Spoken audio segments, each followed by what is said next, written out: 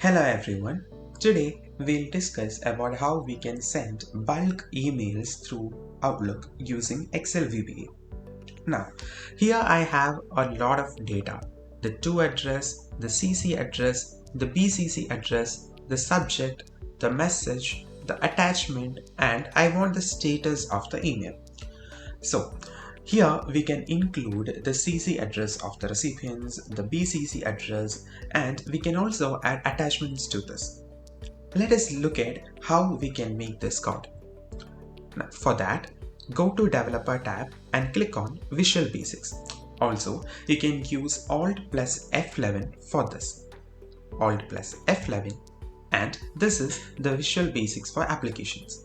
Now, right click on this white area which is called as Project Explorer and go to Insert and click on Module.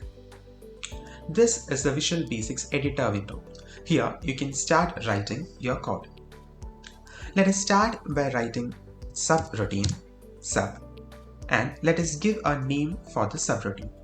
Let's write send bulk email. Now click enter and inside this space we'll write our code. Let us start by declaring our worksheet. Dim ws as worksheet. S is just a random keyword I have given. Click enter and let us declare the worksheet. Set ws, we are assigning the value to ws here, is equal to this workbook dot sheets. Inside bracket you can write the name of the sheet as a string. Let us go back to our Excel worksheet and look at the name of this worksheet. It is name. So you can go here and write name as a string. So inside double quotes you can write name. Click enter. Now let's also declare I as an integer. Dim I as integer. Moving forward, you'll understand why we declared the I. Click enter. Now let us declare the objects for the Outlook application. For that, dim OA as object. Enter. Dim MSG as object. Now let us assign the values for that. Set OA is equal to create object inside parenthesis as string. Let us write Outlook dot application. Let's close the quotes and let's close the parenthesis. Click enter. Now let us declare the last row in the worksheet. Dim last row as integer. Last row is equal to application dot count A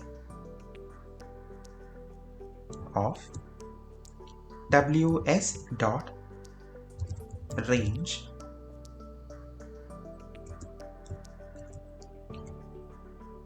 A to A. So what this step ideally does is that it will count the number of data in the column A to A. So there are around 25 rows here which are used. So the last row here is 25. So we can use that value for our for loop, that is from 1 to 25 we will be using inside the for loop. Let's go back to the Visual Basic editor. Now let's also close the parenthesis for the count A function here and click enter. Now the mistake here was that I didn't start the double quote here. Yeah, so it is clear now. Click enter. Now let's start the for loop. For I is equal to 2 to last row. Now why did we use 2 to last row? Because in the data the first row is heading. So we will start from 2 to wherever the last row is. Let's go back to Visual Basic Editor window. Click enter. Now set msg is equal to OA dot create item. Inside bracket, let's put 0 and click enter. msg dot 2 is equal to ws dot range a and I bracket close dot value. Here we have assigned the to value, that is to address, the email to address as ws worksheet range, the column A and I value, that is inside column A whichever value is the I for that instance, that is I is equal to 2, I is equal to 3, I is equal to 4 and so on. Let's go back to editor window and let's write the same code for CC and BCC as well. Click enter and copy paste that thing. Now message.cc is equal to ws.range. Now the column is B here and I.value. Again msg.bcc is equal to ws.range. The column is C here and I.value. Now how did I get the A, B, C column names here? Because 2 was in A, CC was in B, BCC was in C and so on. Let's write the same for subject and message and attachment. Now message.subject is equal to range D.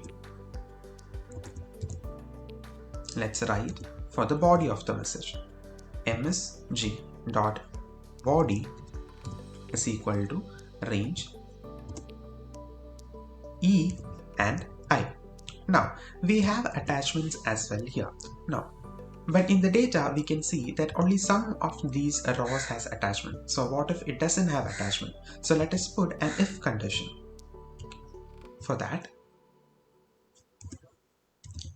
if ws dot range f is the column for attachments and I dot value is not equal to null, then msg dot attachments dot add dot ws dot range,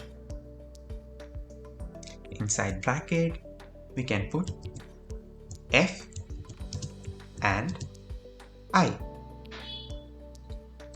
close bracket, and value, that is the value of this range. Now click enter.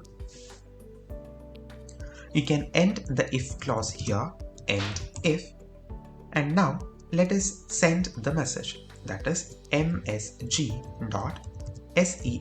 that is sent. Click enter. Now we need a status to be updated in the Excel sheet, that is if the mail has been sent, we need something to be written here. So let's write ws.range G and I dot value is equal to sent. Now click enter and let us close the for loop by writing next I. Now We can also put some message box functions here so that it will alert the user that the messages or the mails have been sent. If you don't want that, you can totally avoid this step. So if you want to learn more about the message box steps, please click on the info link that's being popped up on the top of this video. Now let us write msg box and successfully sent, and close the double quotes, and that's it. This is the code for sending all the mails. Now when you run this program, all the data that is being stored in this sheet will be sent out as mail to the corresponding mail IDs, CC mail IDs and BCC mail IDs with the custom subject and message and attachments. And the status will be updated as sent. Now, since there are so many test mail IDs here, I don't want to try this by sending it out.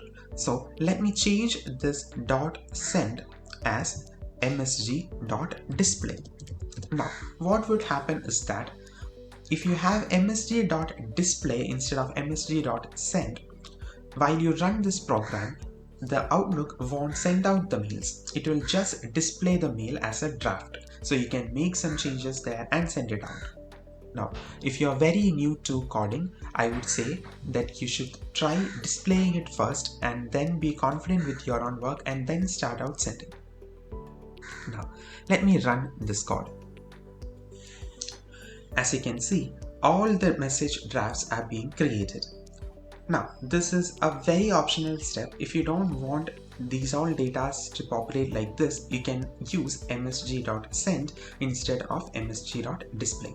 As you can see, the to address is populated, CC address is populated, BCC is populated, subject is populated, message body is populated, and the custom attachment is also populated. Now, you can send from here, or you can close this or edit this and send each of these. Now, instead of this heavy procedure, you can also use .send,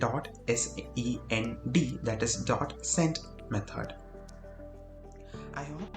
I hope this video was informative and you guys learned how to send bulk emails using Excel VBA through Outlook.